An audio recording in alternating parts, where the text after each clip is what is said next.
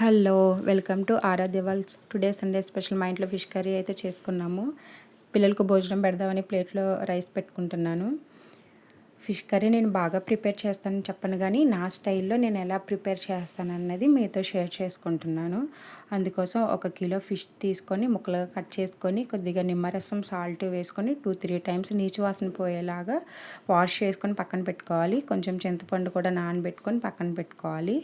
Stove వెలిగించుకొని బాండీ పెట్టుకొని బాండీ హీట్ అయిన తర్వాత కొంచెం ఆయిల్ అయితే వేసుకోవాలి.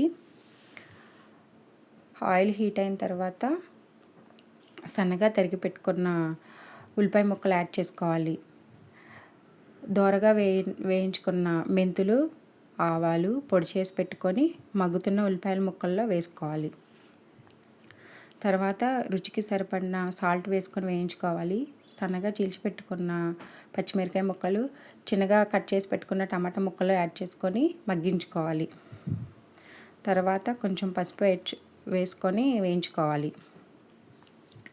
ఇది వేగుతూ ఉండగా నానబెట్టుకున్న చింతపండు నుంచి గుజ్జు తీసుకొని పక్కన పెట్టుకోవాలి. తర్వాత కారం యాడ్ చేసుకోవాలి. నేను ఎక్కువగానే కారం యాడ్ చేస్తున్నాను ఫ్రెండ్స్, ఫిష్ కర్రీ కాబట్టి. ఇది కాస్త మగ్గిన తర్వాత చింతపండు పులుసు పోసుకోవాలి. ఈ పులుసు మరుగుతున్నప్పుడు ఫిష్ ముక్కలు అందులో వేసుకొని మీడియం ఫ్లేమ్లో ఒక 15 నిమిషాల పాటు మగ్గించుకోవాలి. గరిటె పెట్టి తిప్పకుండా బాండీ మొత్తం పట్టుకొని తిప్పుకోవాలి ఫ్రెండ్స్, అప్పుడు ముక్కలు విడిపోవు. తర్వాత కొంచెం అల్లము, వెల్లుల్లిపాయలు, జీలకర్ర ముద్ద చేసుకొని వేసుకోవాలి. దీన్ని చేసే ముందు లాస్ట్లో కొత్తిమీరతో గార్నిష్ చేసుకోవాలి. అంతే ఫ్రెండ్స్, చాలా రుచిగా ఉంటుంది.